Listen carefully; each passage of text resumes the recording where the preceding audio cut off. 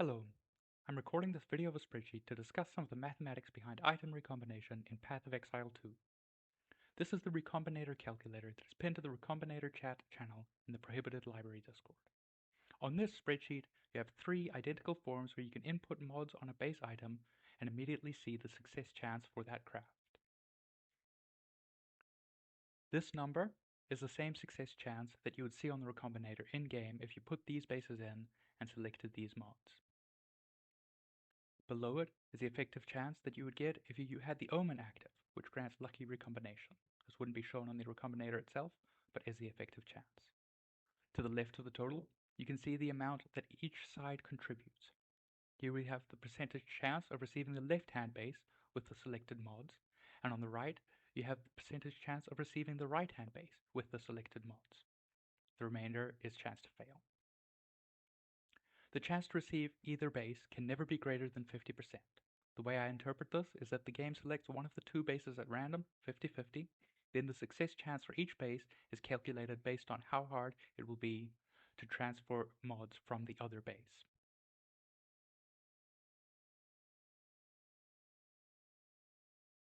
As you can see, it is very difficult to transfer a low weight mod to another base. If you have tried to fracture +5 lightning, missed the fracture, and want to save the mod by moving it to another base, you can forget about that.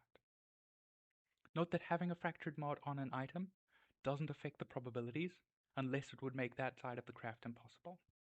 If we have a fractured prefix and select 3 prefixes to recombine, the fractured base can no longer be chosen.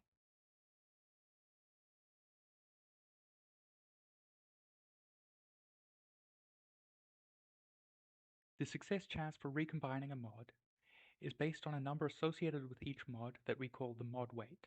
This appears to be the same number that is used to calculate probabilities when using basic currency, such as transmutes, augs, regals, exalts, and chaos. For example, the weight of +5 to all lightning spell skills is 100. PODB shows a weight percentage of 0.137%. It does this by calculating 100 out of a total weight of 73,000. This fraction, 0.137%, is then multiplied by a base type coefficient. For weapons, the base type coefficient is 16.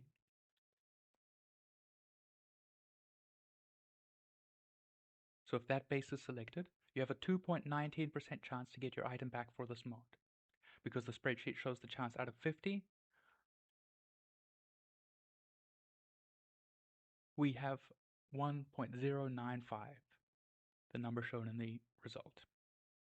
On the other side, we have the lowest tier of mods selected. POEDB shows that mana makes up 26% of the mod pool. So with the base coefficient, that would be 416% chance to succeed.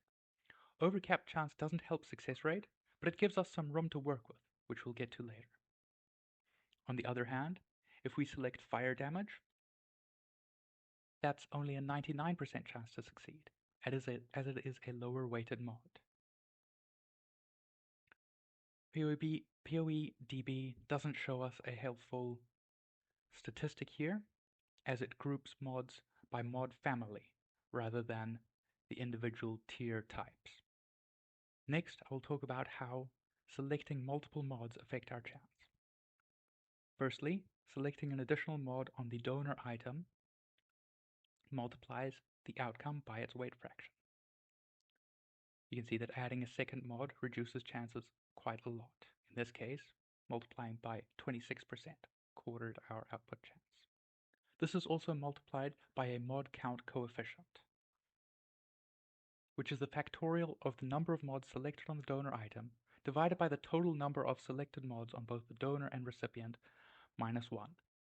You can see that as the number of mods on the donor item increases, the coefficient increases. These numbers aren't big enough to make up for the significant decrease you get from the mod weight calculation though.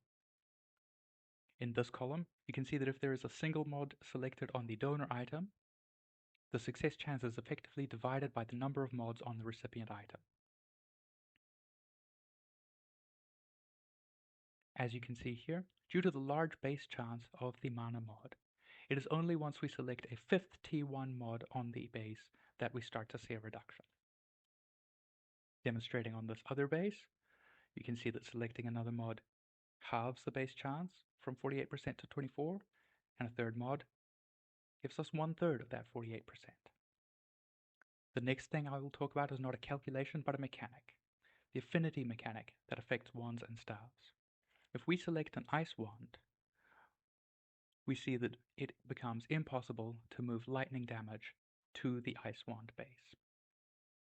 Wands that grant physical, chaos, or elemental skills are blocked from receiving increased damage, plus level of all spell skills, and ailment modifiers of unaligned types. The way this mechanic works is that the mods have spawn tags that change the spawn rate to 0 if the base has a tag on it that blocks that mod from spawning. These mods can also add tags to bases that were previously unaligned, such as Spellslinger wands. If you roll increased fire damage on a Spellslinger wand, you will no longer be able to roll cold spell mods, lightning spell mods, chaos spell mods, or physical spell mods. This affects all basic currency, but it doesn't affect the recombinator.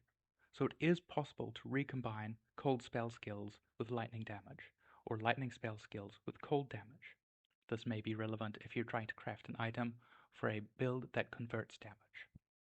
The next thing I want to talk about is how item level affects outcome chances. Here we are crafting a spark quiver. The only relevant mods for spark are projectile speed and projectile skills. The item level requirement for tier 2 speed is 55.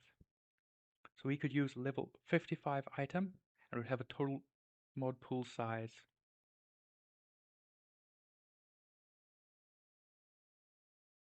of 25,000, down from the base size of 33,700. So with an item level of 55, we have 23% chance to move that mod to the base. With a level 81 item, that chance is reduced to 18%. The same applies to projectile skills, which have a level requirement of 41. Note that we don't want to use a level 41 base, as it would be impossible to move the level 55 mod across to it. The recipient base is the base whose mod pool is checked when calculating these odds. Using higher level bases generally reduces the odds. However, once we get to the item level 82 base, this actually increases the odds, as it unlocks the next tier of projectile speed mod. This doubles our effective weight, doubling the chance of success. So if you are on a budget, this means that you're less likely to lose the +2 projectile skills base. Alternatively, you could do this craft in 2 steps. First, purchase a very cheap base with increased projectile speed, transfer the base to the piercing quiver, transfer the mod to the piercing quiver base with a 35% chance to succeed, or if you use the tier 1 mod, 17% chance to succeed. Then recombine those 2 bases using the omen, the lucky omen. This means that you are less likely to hit the 5% chance to move projectile skills across to a bad base and need to re-roll it, potentially losing the mod again. Goodbye.